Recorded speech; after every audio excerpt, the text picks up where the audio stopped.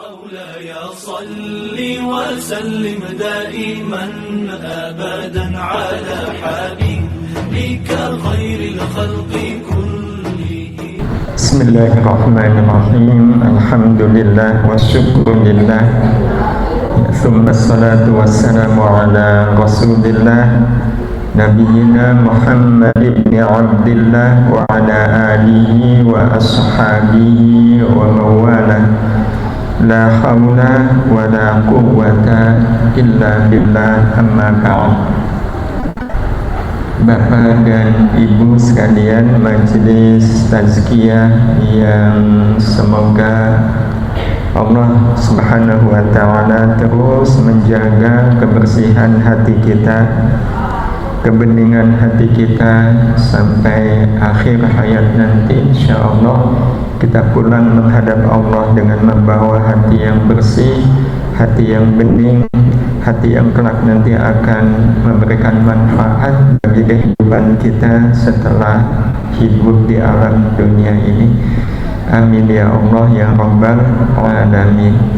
Bapak Ibu sekalian, tema kajian kita pagi ini atau siang ini adalah mensehatikan diri dengan diri sendiri. Kata kuncinya adalah sehati. Sehati itu penting gak Ibu? Penting. Biasanya penting dengan siapa kita sehati?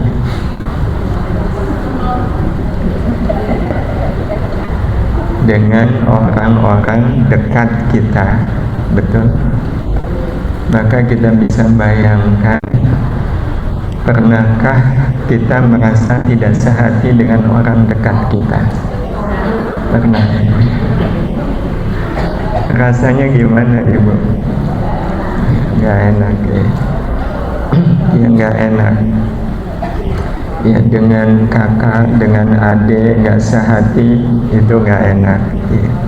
Apalagi gak sehati dengan mertua.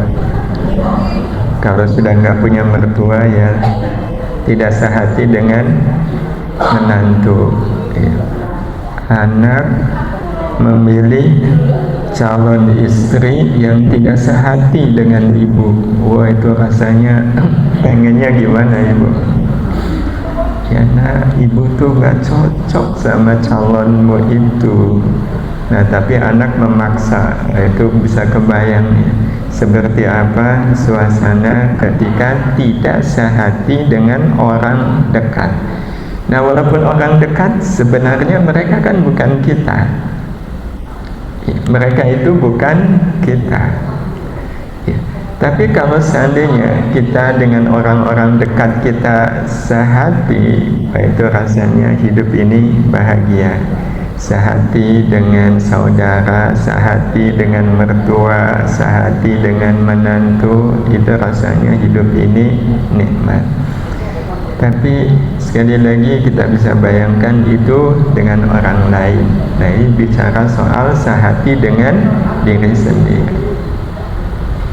Ya, kalau ada mertua tidak sehati dengan menantunya, itu kan akan terasa ketika menantunya ada di depan. Iya. Kalau menantunya nggak ada di depan, ya udah rasanya. Iya. Nggak apa-apa Bu, itu ada orang lewat. Nah, ini berarti Ibu sehati dengan saya atau sehati dengan suara itu? Oh kaget. Iya. Berarti hati Ibu kagetan.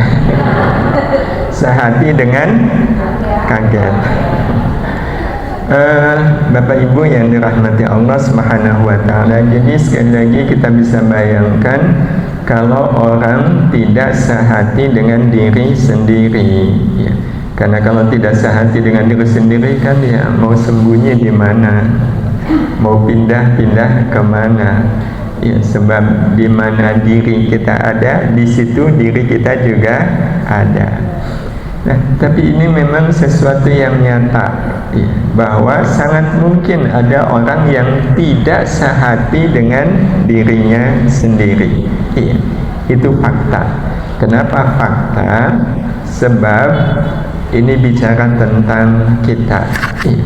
Kita ini kan sebenarnya adalah sosok dengan dua pribadi. Dua pribadi itu adalah saya dan aku. Iya. Saya dan aku. Iya. Ini manusia. Setiap manusia di dalam dirinya ada dua pribadi. Pribadi saya dan pribadi aku.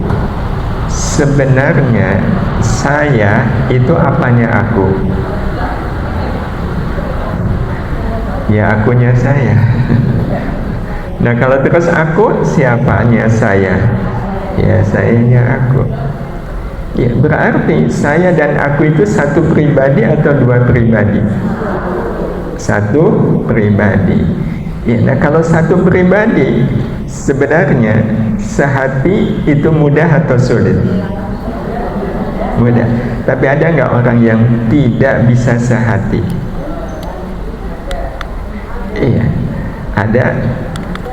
Pernahkah kita merasa saya dan aku tidak sehati?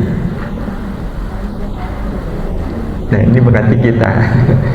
Ibu pernah nggak merasa saya dan aku tidak sehati? Pernah? Nah, kalau masih ragu kita coba buktikan.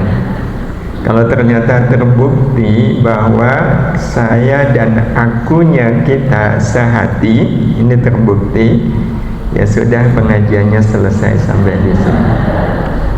Nah, kan tujuannya mensahatikan diri dengan diri sendiri. Itu kan artinya mensahatikan saya dan aku. Bagaimana saya dan aku itu sehati.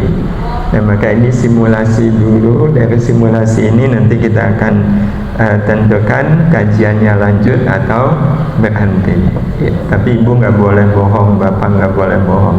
Kalau memang nggak sehati ya harus tidak sehati. Tapi kalau sehati ya bilang sehati. Ini simulasinya ya. Bapak Ibu, sukakah kita dengan amal memaafkan? Memaafkan itu amal baik nggak Ibu? Bapak baik. Bapak Ibu suka nggak memaafkan? Suka. Senangkah kita saat memaafkan? Senang. Senang waktu memaafkan. Berarti kalau ada orang yang menghina kita, ya, kita apakan orang yang menghina? Ibu, apa yang kita rasakan Pak saat dihina orang lain?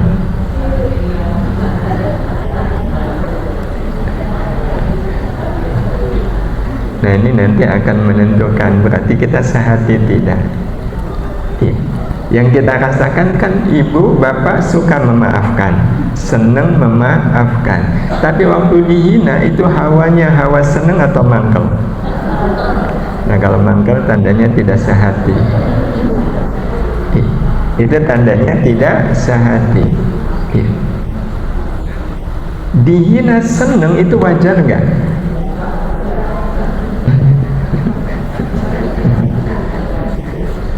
Pak, kita dihina terus seneng, kira-kira wajar nggak?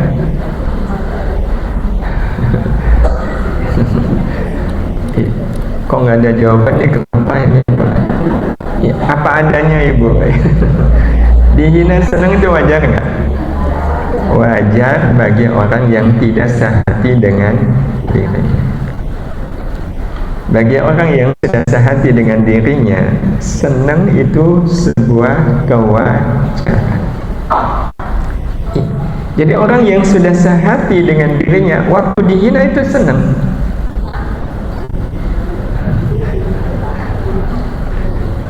Logis nggak dihina senang? Enggak ya. Nah itu karena nggak sehati. Mari kita buktikan bahwa dihina senang itu logis. Iya. Kenapa logis? Kita belajar pada anak kecil. Iya.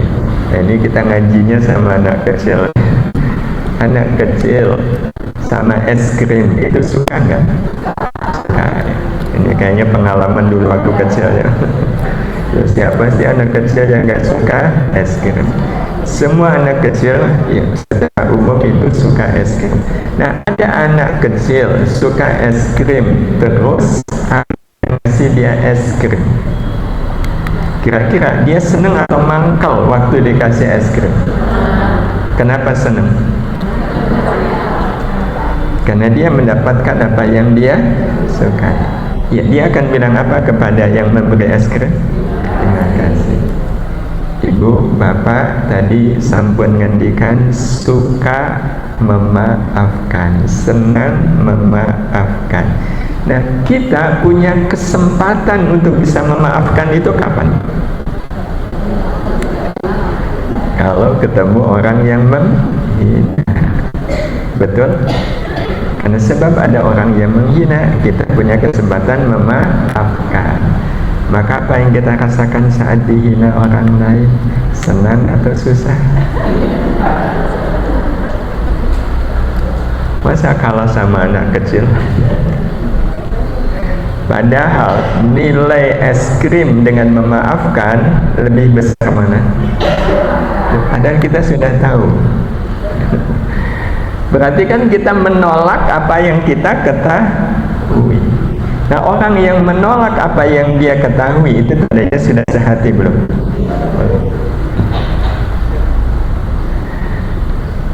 Tapi ini baru satu kasus ya. Katanya kalau satu kasus tidak boleh diambil kesimpulan. Iya. Butuh minimal berapa kasus untuk kemudian disimpulkan? 3. Baik, ya, ini ada 3 kita siapkan. Ini baru satu kasus ya. Nah, kasus yang kedua, Bapak Ibu, kalau sabar itu baik nggak? Baik, alhamdulillah. Masih memandang sabar sebagai sesuatu yang baik. Kalau betul baik, terus Bapak Ibu ingin nggak jadi orang sabar? Ingin. Mau nggak melakukannya? Mau, insya Allah.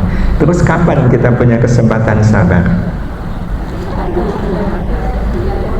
Saat dapat musibah. Betul? Kalau betul, apa yang kita rasakan saat mendapat musibah?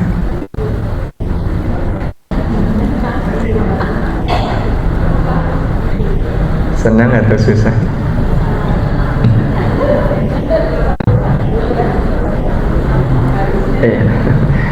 Emang nggak bisa dibohongin bahwa kita belum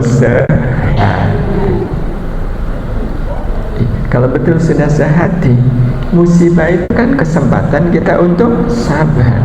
Dan saya tahu betul nilai kesabaran. Tapi saya tidak akan bisa sabar kecuali ketika dapat musibah. Berarti musibah itu menyenangkan atau menyusahkan?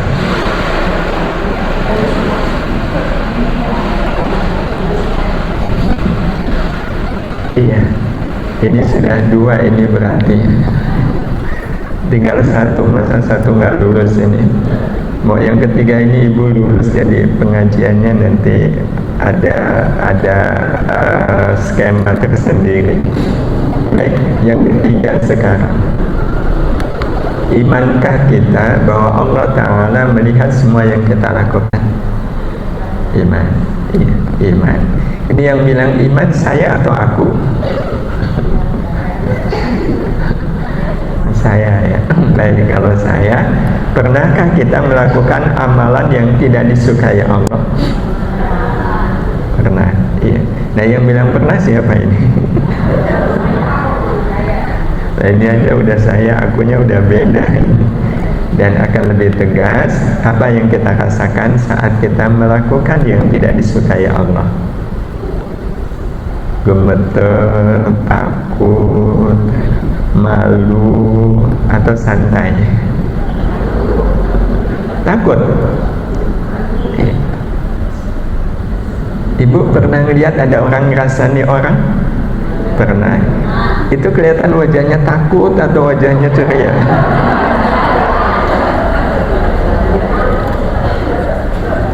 Kalau betul takut kan waktu cerita jelek orang lain tuh gemeter.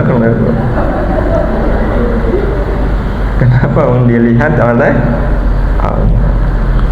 Ini sudah 3 ini. Ada yang lulus ya. Iya. Baik, satu lagi ini saya beri kesempatan biar ibu lulus itu, biar nggak memalukan, masa nggak lulus semua. Ini yang terakhir, keempat, Bapak Ibu. Inginkah kita masuk neraka? Tidak. Maukah kita berbuat dosa? Ini sudah nggak ingin masuk neraka tapi masih mau berbuat dosa. Nah ini namanya sehati nggak? Oh nggak pengen dan sudah tahu dosa itu membawa ke neraka tapi masih mau melakukannya. Apalagi pertanyaan yang ketiga, apa yang kita rasakan saat melakukan dosa? Menguatkan yang kedua, harusnya kan gemetar. Tapi kenapa kadang itu tidak muncul? Nah, Bapak Ibu, kesimpulannya berarti saya dan aku sudah sehati belum? Kalau boleh kita simpulkan, memang ada 3 fenomena ketidaksehatian saya dan aku. Ini kalau kita rangkum, memang ada 3 fenomena dalam kehidupan manusia, ya, di mana saya dan akunya itu tidak sehati. Jadi kita bisa bayangkan ya, orang seperti ini kapan hidupnya bahagia, kapan hidupnya tenang, kapan hidupnya damai. Kenapa? Kemanapun saya pergi, akunya ikut nggak? Ikut. Ya. Akan selalu saya dan aku ini ikut, dan kalau tidak sehati, itu bisa kebayang. 3 fenomena itu, yang pertama adalah menginginkan kebaikan tapi menyukai keburukan. Ini sudah fenomena. Ya, ingin sih berbuat baik gitu ya, tapi masih suka yang buruk. Ini yang pertama. Ya, contohnya kita bisa melihat diri saya sendiri, ya. Masih ya, ingin sih bisa tahajud, ingin sedekah gitu ya, tapi masih menyukai keburukan. Nah yang kedua, kaitannya yang tadi ketiga ya, contoh ketiga yang tadi kita bahas, iman kepada Allah tapi tidak mempercayainya. Kan ini tidak sehati. Wong iman tapi tidak percaya. Padahal iman itu artinya percaya. Ini fenomena yang sangat jelas. Bagaimana mungkin orang mengaku iman tapi tidak percaya? Bagaimana mungkin iman kalau Allah itu maha melihat tapi masih bisa berbuat dosa? Masih bisa berbuat dosa itu artinya dia percaya nggak kalau Allah maha melihat? Ya tidak percaya. Kalau masih mau berbuat dosa berarti tidak percaya kalau Allah melihat. Tapi kalau ditanya iman nggak, jawabannya iman. Jadi ini kaitannya dengan Allah. 3 fenomena yang kedua ini. Dan fenomena yang terakhir adalah tahu akhirat itu lebih baik dari dunia, tapi lebih tertarik kepada dunia daripada akhirat. Semua kita sudah tahu, walal akhiratu khairun laka minal ula. Itu sudah sangat jelas itu, bahwa akhirat itu lebih baik dari dunia. Ya, tapi kalau harus suruh memilih sedekah atau shopping, lebih menarik mana? Antara nonton hiburan dengan baca Quran. Nah itu contoh ya, bahwa ya sih hiburan itu dunia, baca Quran itu akhirat. Tapi kan saya dua-duanya, ya nonton masih iya, tapi baca Quran juga iya. Nonton berapa jam? Baca Quran. Nah itu kan fenomena ya, tidak sejalan antara saya dan aku. Nah karena itu Bapak Ibu sekalian yang dirahmati Allah, kita sesi kedua dari kajian kita ingin lebih mengenal siapa sebenarnya saya, siapa sebenarnya aku. Kok bisa beda? Karena kalau bisa beda kan tandanya berarti saya dan aku itu berbeda.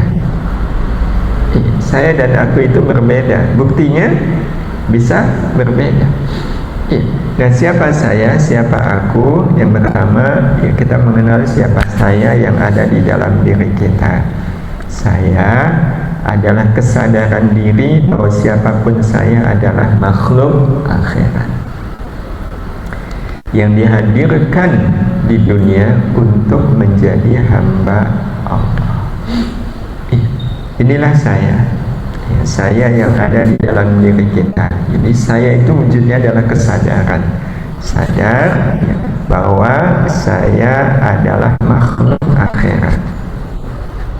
Kenapa makhluk akhirat? Karena saya tahu saya diciptakan oleh Allah, dan menempatkan saya waktu baru diciptakan itu di alam akhirat. Nah, si saya ini kemudian oleh Allah dipindahkan dari akhirat ke dunia menemani raga. Menemani raga. Jadi sadar betul saya ini hamba Allah. Nah, kalau pengertian saya seperti ini, Bapak Ibu sekalian yang dirahmati Allah, siapa sebenarnya saya yang dimaksudkan di slide ini? Yang dimaksudkan dengan saya di sini tiada lain adalah hati. Tiada lain adalah hati. Jadi hati itu adalah cerminan sayanya diri. Cerminan sayanya diri yang ada di dalam diri kita. Wujudnya adalah hati. Bapak Ibu yang dirahmati Allah Subhanahu wa taala, itu saya. Terus kalau aku siapa? Nah, kalau aku adalah lalainya diri bahwa saya adalah makhluk akhirat. Lalainya diri bahwa saya adalah makhluk akhirat, sibuk dengan dunia, lupa akhirat, sampai akhirnya tenggelam dalam rasa dunia. Sehingga si aku ini dalam diri kita itu yang dirasakan cuma rasa dunia aja. Yang dirasakan rasa dunia.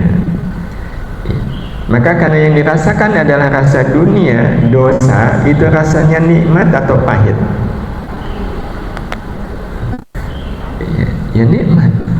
Dosa itu nikmat, maksiat itu nikmat. Kenapa?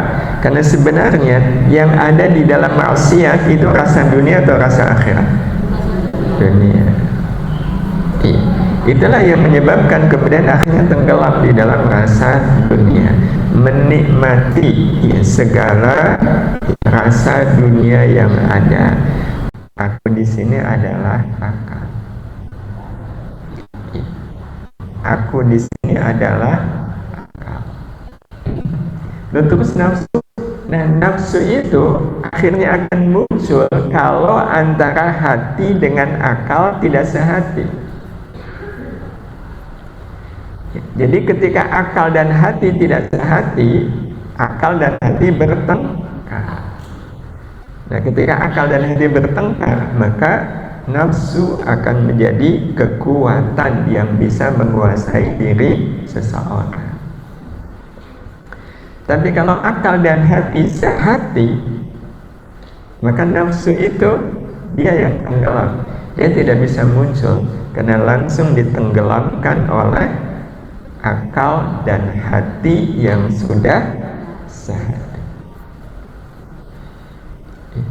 Nah, sehingga pengertian dari mensehatikan diri dengan diri sendiri itu pengertiannya apa, Ibu? Kan berarti kata dasarnya adalah hati.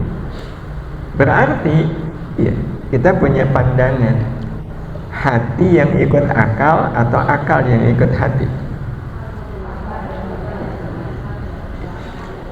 Karena kata mensehatikan, menisayakan salah satunya harus ikut. Akal ikut hati. Jadi kakak, adik, akan sehati kalau salah satunya ikut. Udah Kak, ikut kakak aja. Ya udah pasti sehati. Ya pasti sehati. Ya, tapi kalau sama-sama kuat, ya tidak akan jadi sehati. Nah, berarti kembali mensehatikan hati dengan diri sendiri. Nah, kata dasarnya adalah sehati. Berarti fokusnya kepada hati. Fokusnya kepada hati. yakni akal ikut hati. Nah, biar akal ikut hati, apa yang harus dilakukan Bapak Ibu? Ya, karena biasanya yang diikuti itu yang kuat. Jadi kalau kakak adik, ternyata yang kuat adiknya, maka yang akan ikut kakak. Ya. Adiknya kuat, ekonominya kuat, kaya, gitu. Ada rembuk keluarga, ini rumah tinggalan orang tua kayaknya harus direhab nih. Ya, rapat keluarga. Ya, ada 5 bersaudara, tapi yang paling kuat ekonominya itu justru anak yang paling kecil. Ya. Nah, kira-kira mereka akan sehati dengan siapa? Dengan yang kuat, dengan adiknya. Ya. Adiknya mengusulkan ini nanti rumahnya kita rehab, tapi tidak berubah bentuk ya. Ya kita kuatkan saja apa yang lemah. Maka kakak-kakaknya akan bilang apa? Udah deh, ikut aja. Maka kalau kita pengen mensehatikan diri dengan diri kita sendiri, berarti ya, kalaulah sehati itu antara akal dengan hati, maka memang yang harus kita lakukan adalah hati kita harus lebih kuat dari harus lebih kuat dari akal. Nah, bagaimana caranya kita menguatkan hati, menjadikan hati kita ini hati yang kuat? Karena kalau yang kuat akal, jadinya bukan sehati, tetapi seakal. Menseakalkan diri dengan diri sendiri. Padahal kata menseakalkan itu tidak ada dalam kehidupan. Yang ada adalah sehati. Nggak ada kata seakal. Ibu pernah menggunakan kata seakal? Wah Bu, kita seakal nih. Adanya adalah sehati. Jadi hati harus lebih kuat dari akal. Nah, bagaimana caranya hati itu kuat? Bapak Ibu sekalian yang dirahmati Allah, pertama kita harus tahu bahwa kekuatan hati ada pada keinginannya. Kekuatan hati ada pada keinginannya. Dan bukankah itu terjadi dalam kehidupan sosial? Siapa yang akhirnya diikuti? Siapa yang paling kuat keinginannya? Siapa yang paling kuat keinginannya? Yang paling ngotot keinginannya kan biasanya dia yang kuat. Enggak, pokoknya saya pengennya begini. Jadi kayak suami istri ya. Suaminya bilang pokoknya begini, istrinya bilang inginnya begini. Kalau sama-sama kuat, ya udah, iya bisa. Tapi kalau kemudian ternyata keinginan suaminya lebih kuat dari keinginan istri, maka lama-kelamaan istrinya ikut suami. Atau kebalikannya, ternyata keinginan suaminya lemah, yang kuat keinginan istrinya, maka suaminya ikut. Nah, maka sama, kekuatan hati itu ada pada keinginannya. Nah, berarti cara menguatkan hati adalah penuhi apa yang menjadi keinginan hati. Semudah itu sebenarnya kita menguatkan hati, penuhi apa yang menjadi keinginannya. Dan memenuhi apa yang menjadi keinginan hati itu mudah atau sulit?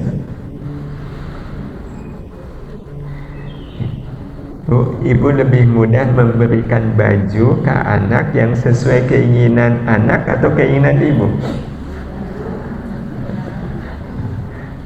Ibu membelikan baju untuk anak, ibu pengennya anak pakai baju ini, tapi anak pengennya baju ini. Kalau betul ingin baju itu dipakai anak, ya belikan yang sesuai keinginan anak. Berarti memenuhi keinginan anak itu lebih mudah daripada memenuhi keinginan kita. Maka Bapak Ibu yang dirahmati Allah, cara menguatkan hati adalah penuhi apa yang menjadi keinginannya. Dan Bapak Ibu tahu keinginan hati apa? Kita punya hati, sudah tahu keinginannya? Kalau sampai nggak tahu keinginannya, kayaknya tega banget. Berarti menelantarkan hati. Sebenarnya Bapak Ibu sudah tahu, tapi karena Bapak Ibu tawadhu nggak mau menunjukkan tahunya. Alhamdulillah, Imam Tazkiyah itu tawadhu orangnya. Keinginan hati, saya sebut pasti Bapak Ibu mengiyakannya. Apa itu? Inilah keinginan hati.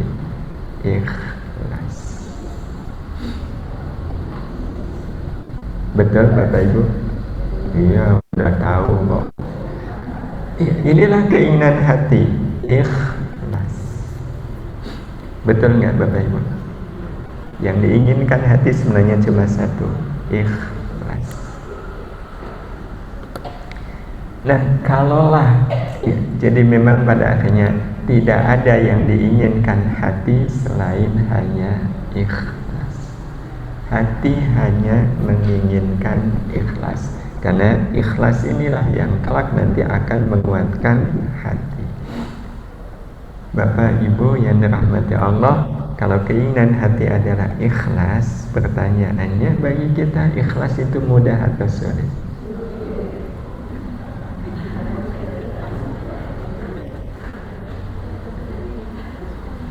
Pak Bu, Bapak Ibu merasa ikhlas itu sulit, pertama sejak kapan?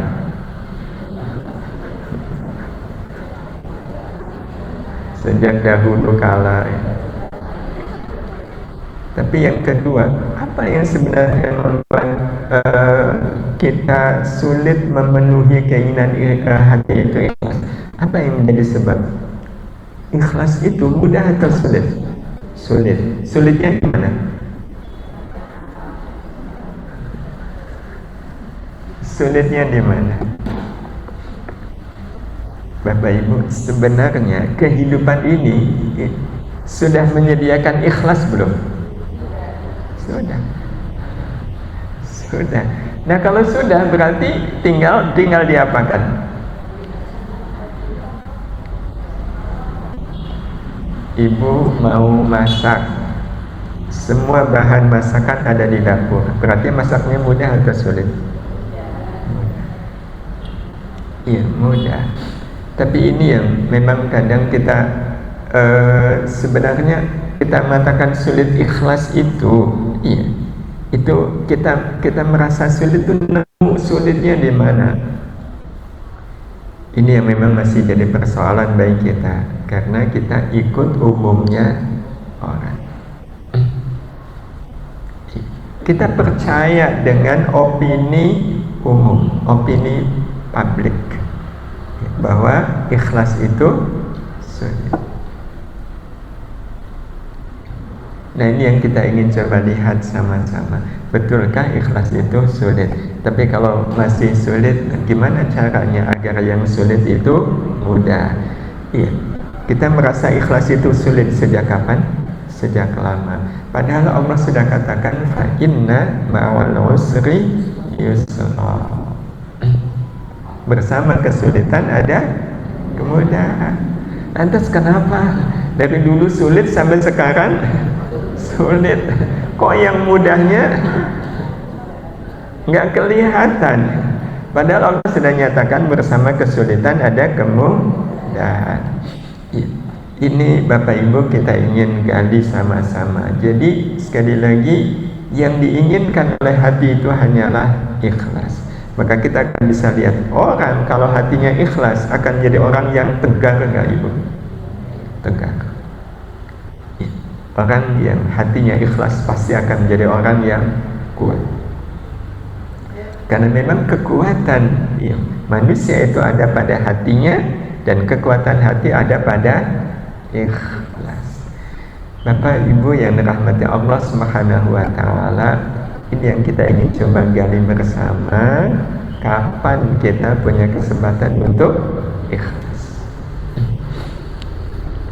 Kapan? Dan kita nanti akan telusurin, betulkah kita sulit untuk ikhlas? Jangan-jangan selama ini kita mencari ikhlas tidak pada kesempatan yang semestinya. Maka kita telusuri, kapan kita punya kesempatan untuk ikhlas? Kira-kira kapan Bapak Ibu? Jawabannya, kita punya kesempatan untuk ikhlas saat kita susah dengan segala kesusahan dunia. Saat kita susah dengan segala kesusahan dunia, disitulah kita punya kesempatan untuk ikhlas. Tetapi kita punya pandangan justru tidak ikhlas kalau kita mengalami kesusahan hidup. Betul? Berarti persoalannya apa Bapak Ibu? Mindset. Selama ini kita kayak sudah melekat. Pokoknya kalau saya susah, ya saya tidak bisa ikhlas. Padahal justru kita bisa ikhlas itu pada saat susah. Tapi kita punya pandangan, saya nggak bisa ikhlas kalau saya susah.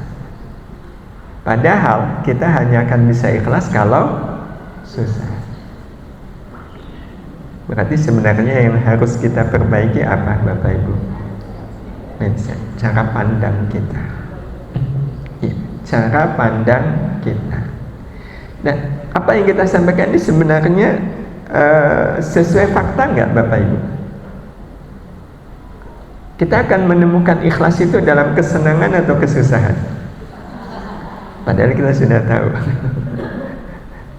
Kita sudah tahu bahwa saya hanya akan menemukan keikhlasan itu di dalam kesusahan, bukan di dalam kesenangan. Mindset ini yang kemudian kita harus ubah.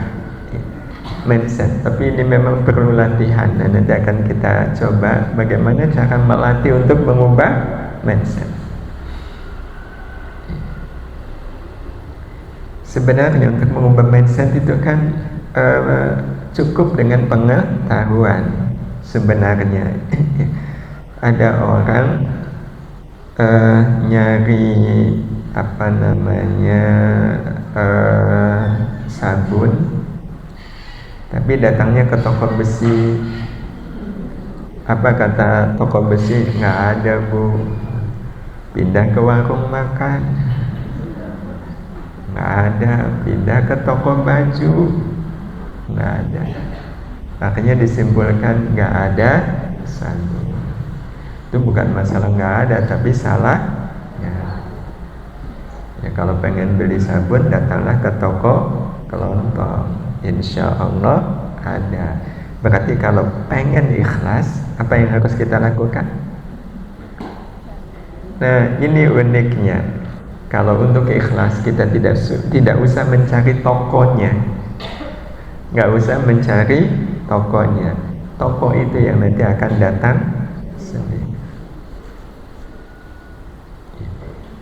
Ibu lagi masak, lagi masak nih Bu. Tapi kok kangkungnya kurang. Ini masih kurang 3 ikat ini.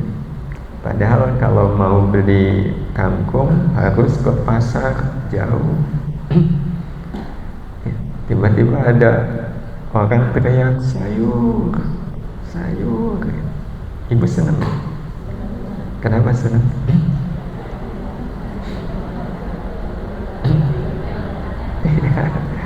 datang sendiri itu. Ibu pengen nggak jadi orang ikhlas? Pengen. Nah, untuk bisa jadi orang ikhlas perlu apa? Perlu susah. Nah, ini susahnya datang sendiri. Berarti logikanya kalau betul kita pengen jadi orang ikhlas, ketika datang kesusahan, mangkal atau senang? Karena disitulah kita punya kesempatan untuk bisa ikhlas. Berarti kan masalahnya adalah mindset aja. Mindset bahwa saya kalau susah itu sulit ikhlas. Padahal kenyataannya justru untuk bisa ikhlas butuh susah. Iya. Nah, tapi sekali lagi ini butuh latihan. Nanti kita akan lihat latihannya seperti apa. Tetapi ya, ini kita awali dari meluruskan mindset dulu. Nah, untuk meluruskan mindset kan berarti sudut pandang kita harus tepat. Ya, sudut pandang kita harus tepat.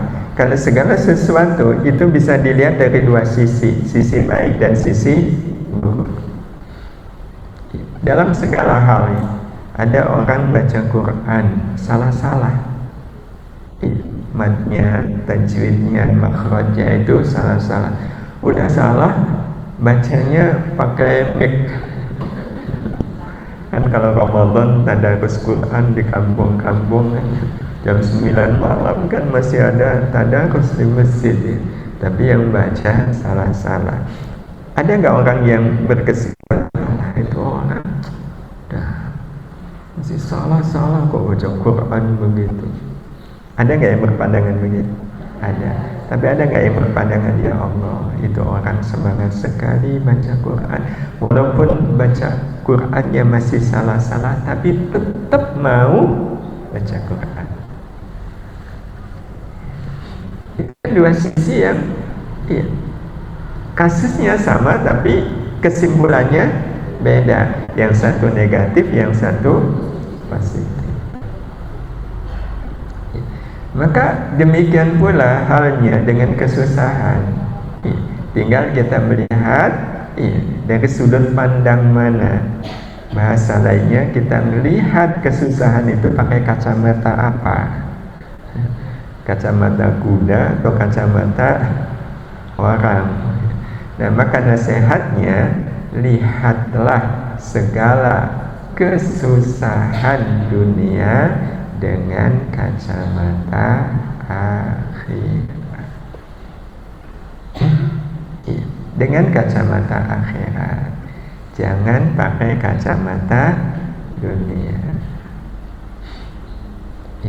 Itu kata kuncinya. Jadi persoalannya adalah kita mau ambil kacamata yang mana ini untuk melihat kesusahan dunia. Kalau pakai kacamata dunia, maka melihat kesusahan dunia itu ya betul-betul kabur, penuh dengan kesuraman, penuh dengan kesulitan, bahkan penuh dengan penderitaan. Tapi tidak demikian halnya kalau kita melihatnya dengan kacamata akhirat. Karena kalau kita melihat kesusahan dunia dengan kacamata akhirat, maka yang kelihatan apa, Bapak Ibu? Yang kelihatan adalah kenyataan ini. Apa itu? Semua kesusahan dunia akan menjadi kesenangan akhirat. Semua kesusahan dunia akan menjadi kesenangan akhirat. Betul nggak, Bapak Ibu? Betul. Nah, tapi sebaliknya, semua kesenangan dunia akan menjadi beban akhirat. Dan ini sesuatu yang real, nyata, betul adanya, hak adanya.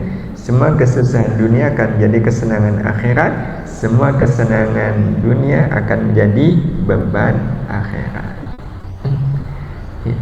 Nah, itu kalau pakai kacamata akhirat. Nah, kalau kemudian kita berpikir dunia ini kan tidak lama, akhirat selamanya. Nah, kalau sudah berpikir begini, maka pada saat mendapatkan kesusahan dunia, yang ada dalam benak pikiran kita tanda baik atau tanda buruk?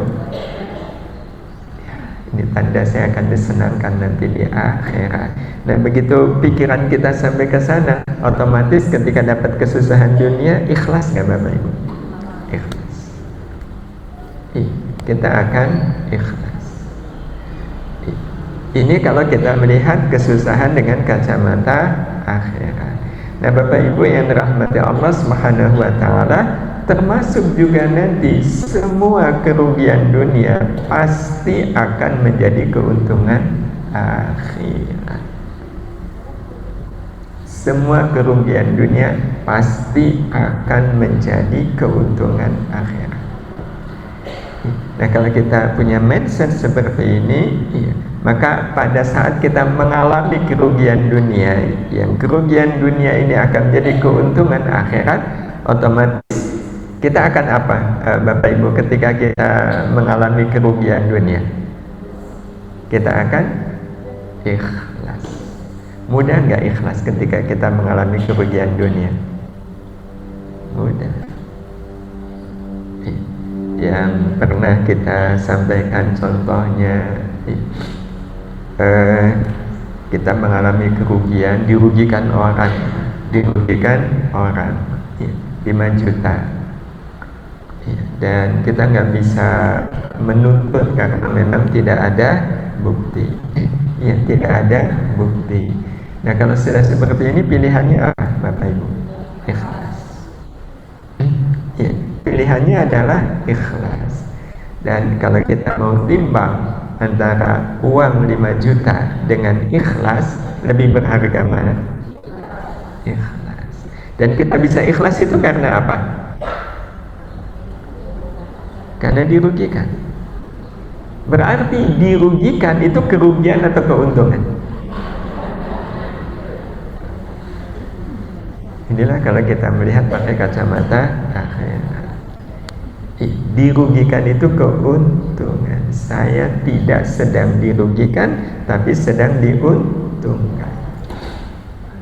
Kalaulah Bapak Ibu punya uang 5 juta terus meninggal, uang 5 juta itu dibawa mati?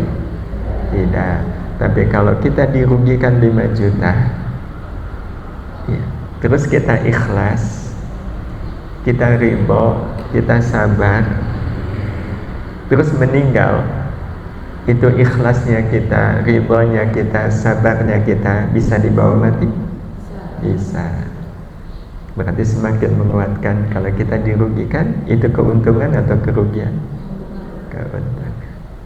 Berarti waktu kita dirugikan, ikhlas mudah atau sulit? Iya. Nah, cuma ini kan kita semua sudah tahu nih, tapi coba nanti prakteknya. Kira-kira kebayang, kita sudah tahu ini bahwa kalau kita ditipu berarti kita sedang diuntungkan. Tapi apa yang terjadi pada prakteknya? Wah, tetap nggak bisa. Nah, kenapa? Nah, ini yang kita katakan perlu latihan. Maka ini sesi ketiga dari kajian kita. Bagaimana latihannya? Bapak Ibu yang dirahmati Allah Subhanahu wa taala, yang kemudian kita harus lakukan agar kita bisa ikhlas. Agar kita bisa ikhlas adalah mempertemukan siapa? Akal dan hati di dalam amal baik. Jadi kita sudah tahu nih bahwa kalau kita ditipu, itu kita sebenarnya sedang diuntungkan. Tapi begitu kita kena tipu, akal dan hati jadi sehati atau tetap tidak sehati? Minimal akan mengatakan, iya sih saya tahu, ini kesempatan saya, sabar, saya tahu, tapi kok rasanya nggak bisa ya. Itu kan berarti belum sehati. Berarti memang pengetahuan saja tidak cukup. Pengetahuan saja tidak cukup. Iya, pengetahuan itu hanya sekedar membuat kita tahu, tapi kemudian harus ada action. Nah, actionnya adalah bagaimana agar akal dan hati ini ketemu. Karena dengan akal dan hati ketemu, akal dan hati akan sehati. Nah, biar sehati, maka ketemunya harus di amal baik. Karena ada orang yang mempertemukan akal dan hatinya di dalam amal buruk. Nah, kalau di amal buruk ya udah dua-duanya bakalan babak belur. Memang sehati, tetapi sehati untuk bersekongkol dengan nafsu. Nah, ini yang nanti akan jadi bahaya. Nah, sehingga kita mempertemukan akal dan hati itu di dalam amal baik. Ya, di dalam amal baik. Bapak Ibu yang dirahmati Allah, sebenarnya kalau soal amal baik, Bapak Ibu sudah melakukannya belum? Sudah, ya. Tapi waktu Bapak Ibu melakukan amal baik itu akal dan hatinya ketemu nggak? Seringnya ketemu atau seringnya nggak ketemu? Sholat itu amal baik, iya. Imamnya bacanya panjang. Sebenarnya hati ikhlas nggak? Hati itu ikhlas loh Bapak. Karena memang hati itu inginnya ikhlas. Hati itu inginnya ikhlas. Iya. Nah, yang membuat tidak ikhlas itu siapa? Akal. Iya, akal. Jadi akal nggak mau berada di dalam amal baik itu. Bukti bahwa hati tetap ada di amal baik adalah kita terus sholat. Bahwa kita tetap terus sholat walaupun imam bacanya panjang, itu menunjukkan berarti hati ada di situ. Nah, yang menggerutu itu sebenarnya hati atau akal? Akal. Tapi kan kita sering mengatakan hati saya menggerutu. Bukan. Hati itu cuma pengen ikhlas. Yang kemudian membatalkan keinginan hati untuk ikhlas adalah akal. Nah, kalau akal ada hitung-hitungan dunianya. Kan jadi capek, itu kan dunia. Wah, jadi terlambat nih nonton bola, itu kan dunia. Nah, jadi masalahnya adalah akal dan hati tidak ketemu. Ibu kalau infak terus salah ngambil uang karena maunya sembunyi gitu ya, jangan sampai ketahuan. Jadi waktu ngambil uang di dompet itu pakai diraba. Kayaknya ini nih yang warnanya coklat gitu ya. Dan memang yang ada di kepala pokoknya yang warnanya coklat ya. Udah dilipat-lipat di dalam tas itu, kemudian dimasukkan. Begitu selesai pengajian, pulang belanja di warung, iya, habis 100.000 sekian. Pas buka dompet kan nyari yang warnanya merah. Loh, mana ini yang merah kok nggak ada? Kok yang coklat masih ada? Berarti kesimpulannya salah masukkan. Ibu rasanya bahagia atau kecewa? Itu tanda akal dan hatinya tidak ketemu di dalam amal baik. Maka tugas kita adalah mempertemukan. Nah, bagaimana caranya mempertemukan? Nah, ini yang kita perlu latihan.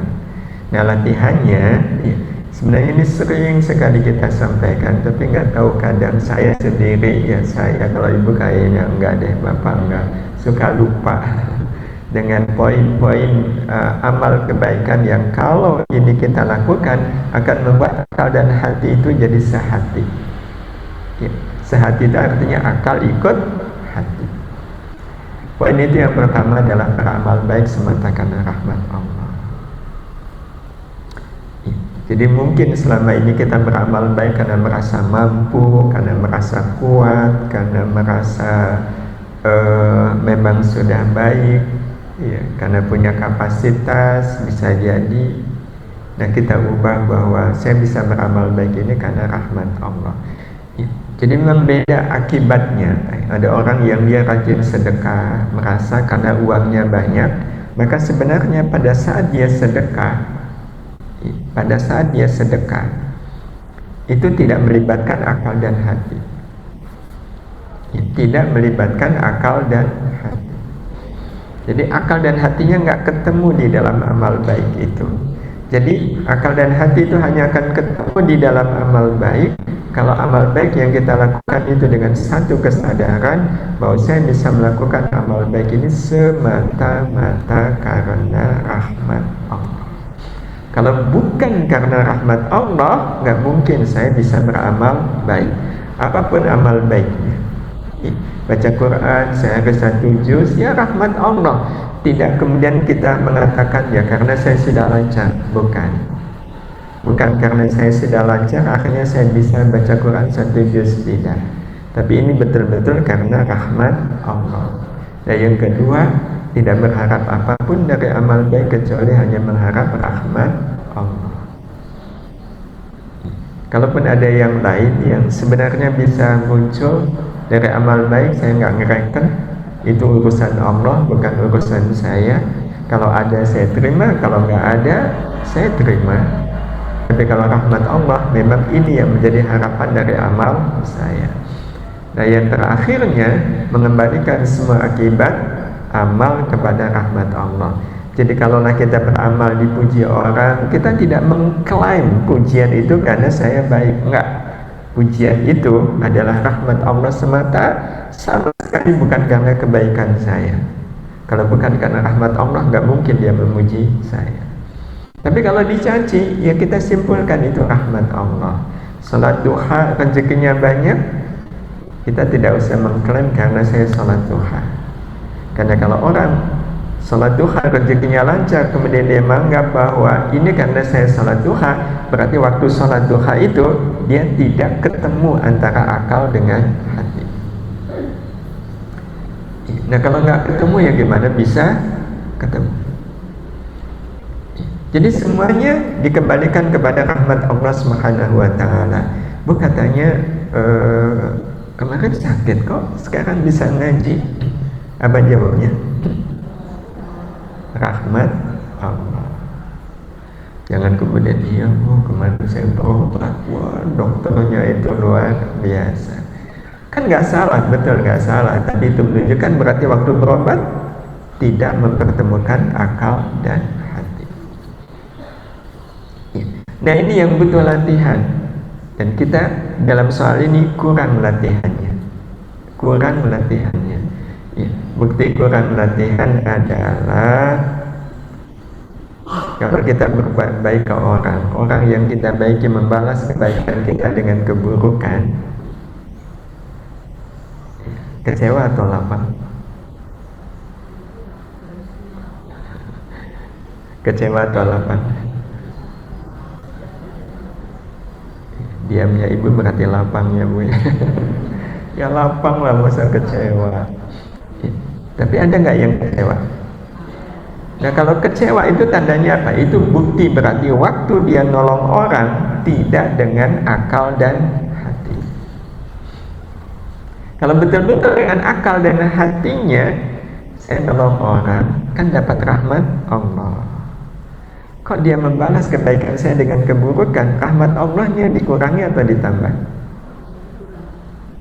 Dikurangi atau ditambah kalau dibalas dengan keburukan? Enggak, rahmat Allahnya ditambah. Betul? Allah akan menambahkan rahmat lebih banyak. Bisa lewat sabarnya dia, ikhlasnya dia, kan berlimpah rahmatnya. Berarti logikanya senang atau susah? Sering yang kita jadikan contoh, si A baik sama kita, si B nggak baik sama kita. Kalau kita berbuat baik kepada A, ada rahmat Allah? Ada. Berbuat baik kepada B, ada rahmat Allah? Ada. Mana yang rahmat Allahnya lebih banyak? A atau B? B yang tidak baik kepada kita, betul? Terus kita lebih senang berbuat baik ke yang mana? Maka kalau kita senang berbuat baik kepada B, nah itu artinya akal dan hatinya sudah ketemu. Tapi kalau yang enggak lah, saya tetap memilih yang baik, berarti akal dan hatinya belum ketemu. Maka ini yang kemudian harus kita latih terus menerus. Selalu ada dalam ingatan kita bahwa ini rahmat Allah. Saya beramal karena rahmat Allah, hanya mengharap rahmat Allah dan mengembalikan semua akibat dari amal kepada rahmat Allah. Sepintas lihat 3 poin ini, mudah atau sulit untuk dilakukan?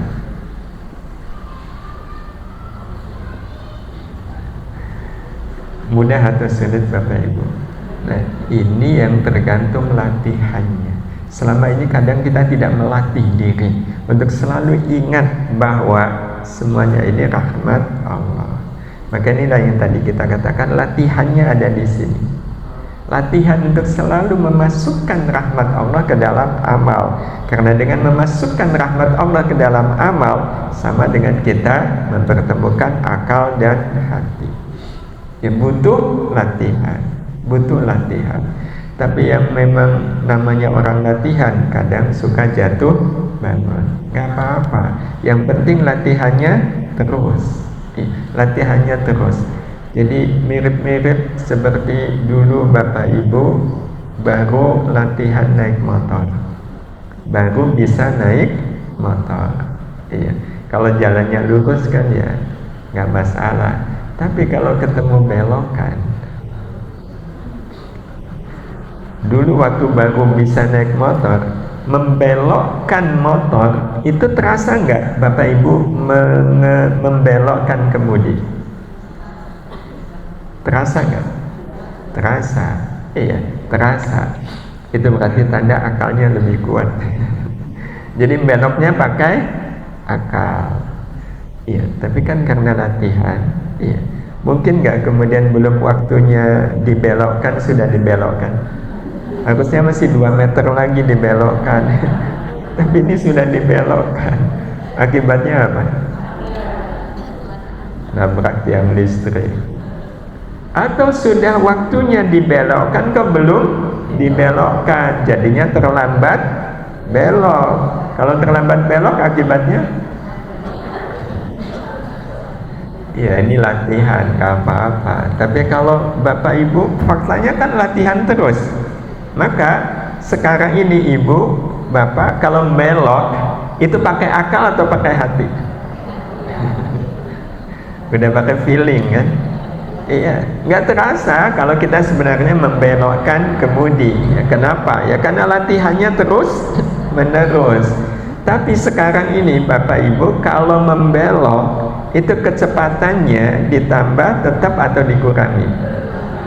Nah, kalau kecepatannya dikurangi itu artinya Bapak Ibu belum ahli. Iya, belum ahli. Sebab ada orang yang pas membelok kecepatannya dikurangi atau malah ditambah. Kenapa? Belok kok malah ditambah? Sudah ahli. Sudah ahli. Maka demikian pula halnya dalam soal memasukkan amal ke dalam rahmat Allah, pastikan sampai pada tingkat ahli. Nah, kalau ahli itu akhirnya sudah jadi mindset. Iya, mindset bahwa semuanya ini adalah rahmat Allah. Jadi gak ada pikiran apa-apa dalam kepala kita ini kecuali ini rahmat Allah. Saya sudah baik kok dihina orang, rahmat Allah. Dipuji orang, rahmat Allah. Saya doa kok kayaknya Allah belum mengabulkan, kita menerimanya, rahmat Allah. Dikabulkan, ini rahmat Allah. Jadi selalu semuanya disimbolkan sebagai rahmat Allah. Gak ada di sini ini yang bukan rahmat Allah, itu gak ada. Semuanya adalah rahmat Allah. Ngaji yang ustadznya menyenangkan, rahmat Allah. Ustadznya kok bosen nih, yang ada di kepala pokoknya rahmat Allah. Punya tetangga baik, rahmat Allah. Punya tetangga yang gak baik, rahmat Allah. Nah, kalau semuanya ya, terasa ini adalah rahmat Allah, rahmat Allah, rahmat Allah, berarti pada saat itu akal dan hati kita sudah betul-betul ketemu. Disitulah nanti kita betul-betul sehati. Demikian Bapak Ibu.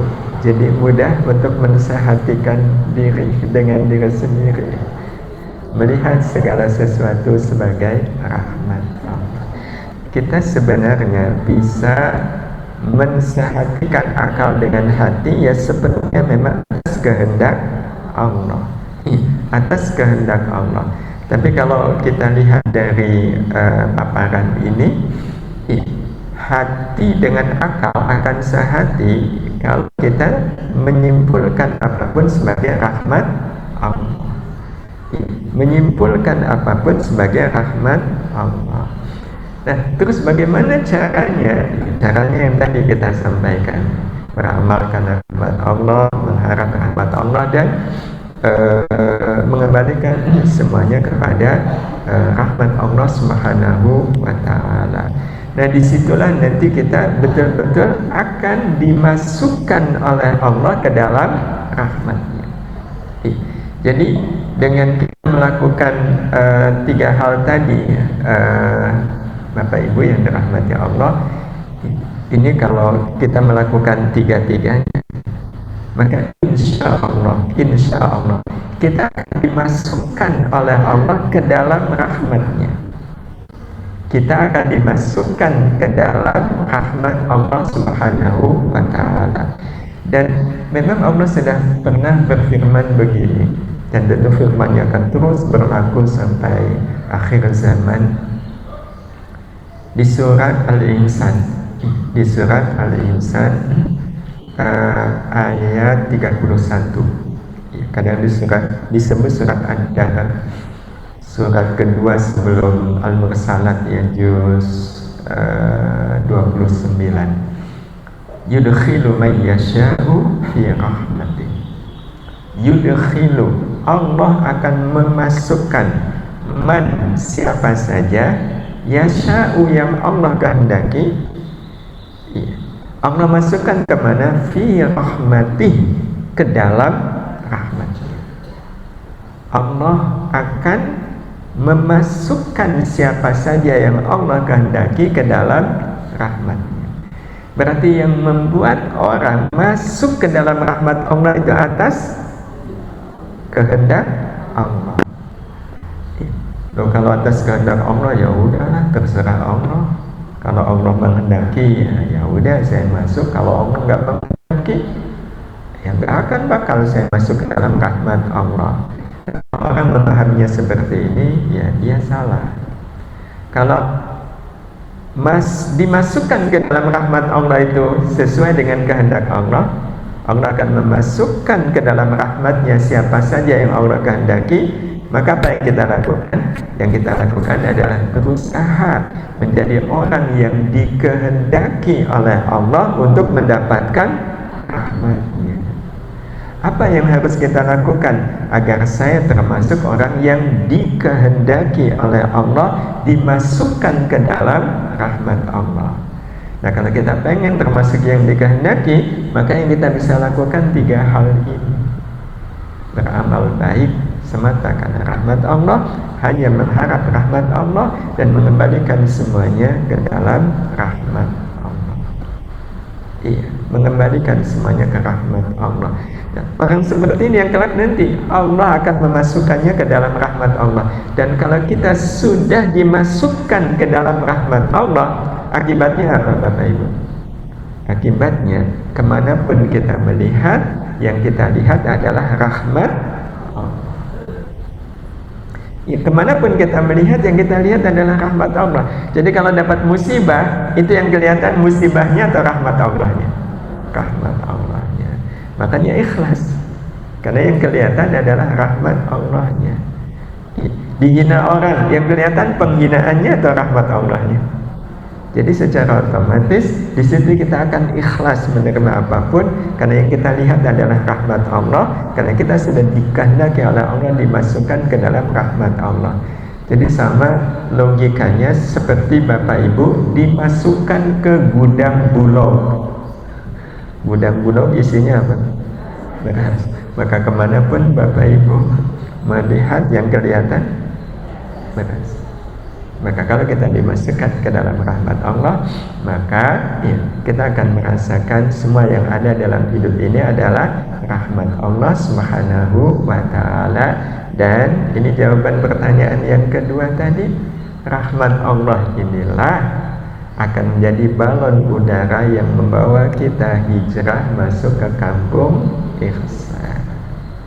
Iya, kita nanti akan dibawa oleh Allah, hidup kita ini akan dibawa oleh Allah hijrah ke kampung ihsan. Dan bukankah ihsan itu derajat amal yang paling tinggi? Jadi rahmat Allah ini akan jadi balon udara dalam tanda kutip yang akan membawa hidup kita ke sebuah kampung, namanya kampung ihsan. Dan Bapak Ibu tahu kampung ihsan itu kampung apa? Kampung ihsan adalah kampung kehidupan yang membuat kita hidup sehati dengan diri sendiri. Itulah yang akan membuat kita betul-betul hidup sehati dengan diri sendiri. Dengan diri sendiri. Nah, kalau sudah sehati dengan diri sendiri, maka apa yang akan dirasakan oleh orang yang betul-betul sehati dengan diri sendiri? Sekaligus ini menjadi tanda bahwa memang kita sudah sehati dengan diri kita. Sehati antara akal dengan hati. Kita akan menemukan 3 suasana dalam hidup. Suasana di kampung ihsan. Pertama, beramal baik semata untuk akhir. Jadi ketika kita beramal baik itu udah nggak ada di sini, di dunia itu nggak ada. Iya, nggak ada. Iya.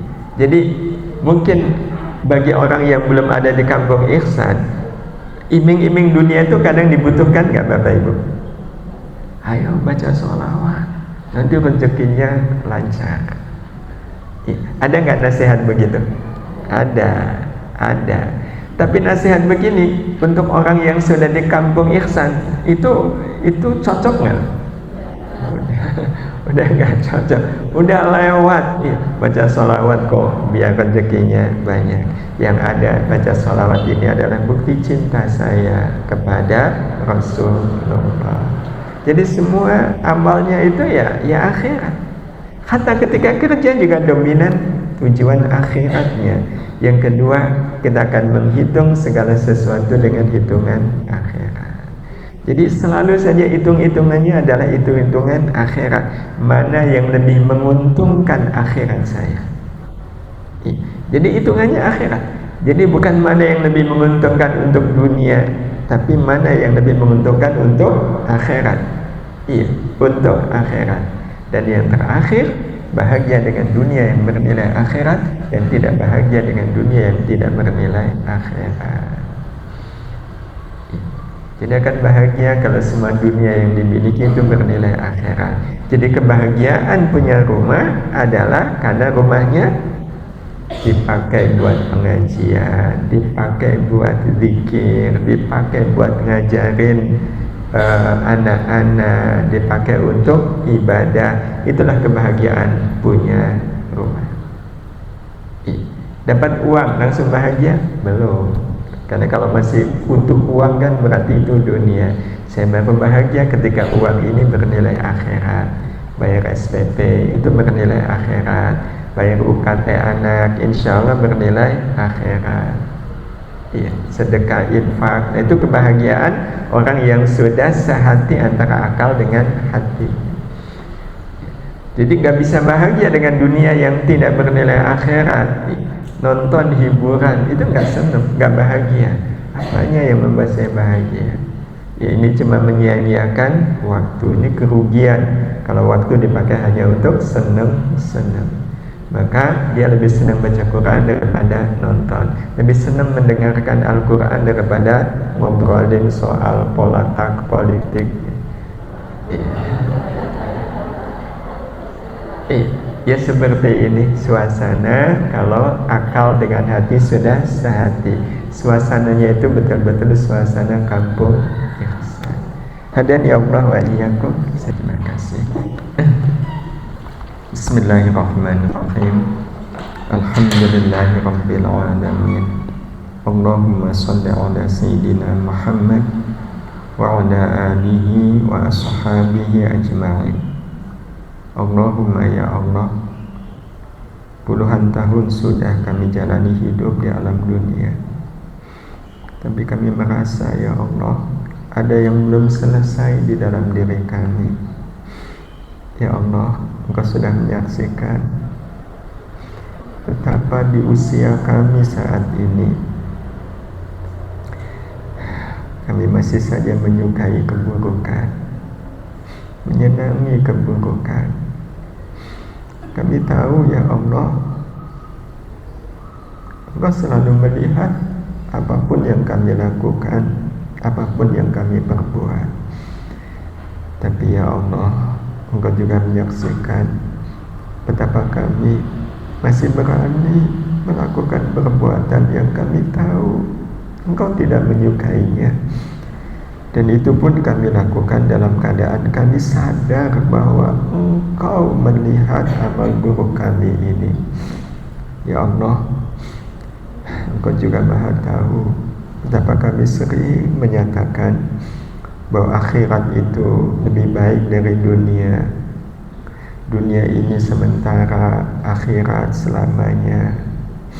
Tapi ya Allah, Engkau Maha tahu apa yang kami lakukan selama kami hidup di alam dunia ini.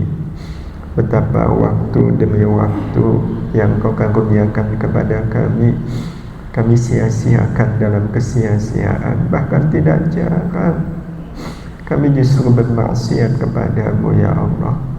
Bermaksiat dalam keadaan kami tahu kami melakukannya di bumi-Mu, kami melakukannya dalam keadaan Engkau mengetahuinya. Dan ya Allah, alangkah tidak malunya kami berbuat maksiat, tapi kami masih menerima rezeki dari-Mu dan kami menggunakannya. Ya Allah, alangkah zalimnya kami kepada diri kami sendiri. Sungguh kami adalah hamba-hamba yang tidak tahu diri ya Allah. Ya Rahman, kami tidak ingin menjalani hidup dalam keadaan seperti ini. Capek rasanya ya Allah, menjalani hidup dalam keadaan akal dan hati kami belum sehati. Capek rasanya ya Allah, hidup jauh dari-Mu, hidup menjauh dari-Mu. Ya Allah, atas semua kezaliman dan dosa yang sudah kami lakukan, kami hanya bisa memohon kepadamu, ampuni semuanya ya Allah. Ampuni sebanyak apapun dosa yang pernah kami perbuat. Ampuni sekelam apapun masa lalu kami, senista apapun aib-aib yang selama ini kami sembunyikan. Ampuni semuanya ya Allah, ampuni semuanya. Jadikan saat ini betul-betul menjadi saat ampunan bagi kami, sehingga tidak ada satupun di antara kami yang keluar dari majelis ini kecuali dalam keadaan bersih ya Allah. Tidak ada lagi dosa yang ada pada diri kami, semuanya sudah Engkau ampuni. Dan ya Allah, setelah ini kami mohon tuntun dan bimbing kami agar kami bisa mengisi sisa umur ini hanya dengan amal kebaikan. Dan ya Allah, bantu kami untuk selalu ingat apapun amal baik yang kami lakukan, sungguh kami bisa melakukannya karena rahmat-Mu semata. Jangan Kau biarkan kami merasa bisa beramal baik karena kami mampu, karena kami sanggup, karena kami kuat. Jangan ya Allah, jadikan semua amal baik kami betul-betul kami lakukan dengan satu kesadaran, semuanya ini adalah karena rahmat-Mu ya Allah. Dan ya Allah, kami pun mohon kepadamu, bantu kami apapun amal baik kami. Janganlah Engkau biarkan kami berharap yang lain selain hanya rahmat-Mu ya Allah.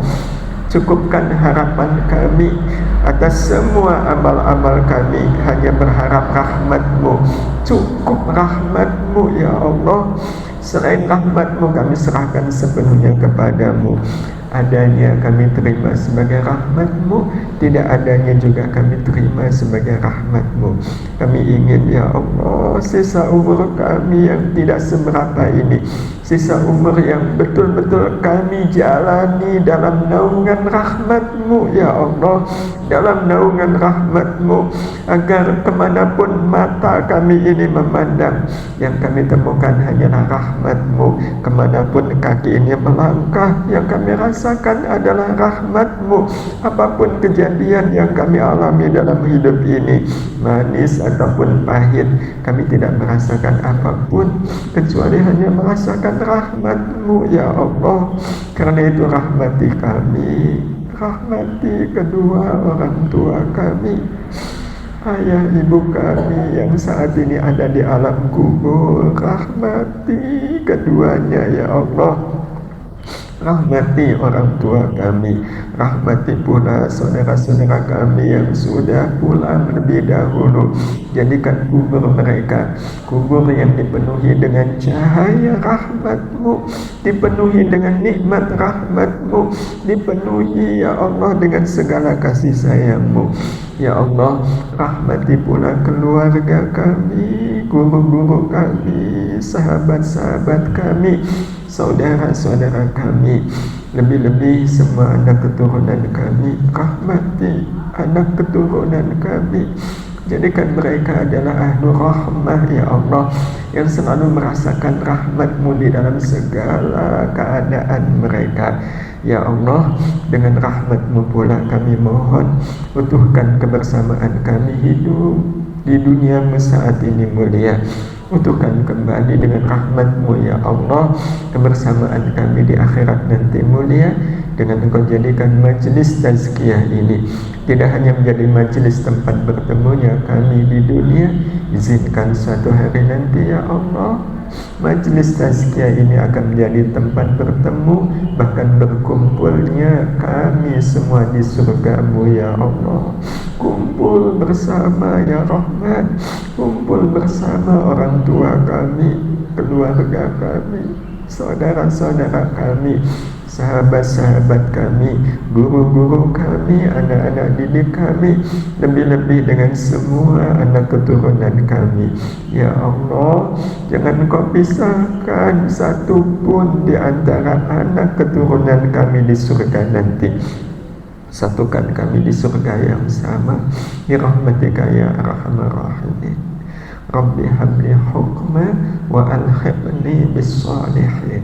Rabbana la tuzigh qulubana ba'da idh hadaitana wa hab lana min ladunka rahmah wa hab lana min ladunka rahmah wa hab lana min ladunka rahmah innaka antal wahhab. Rabbana atina fid dunya hasanah wa fil akhirati hasanah wa qina adzaban nar. Wa sallallahu ala sayyidina Muhammad wa ala alihi wa sahbihi ajma'in walhamdulillahi rabbil alamin. Mudah-mudahan Allah mengabulkan doa-doa kita semuanya. Mohon maaf di segala khilaf. Assalamualaikum warahmatullahi wabarakatuh.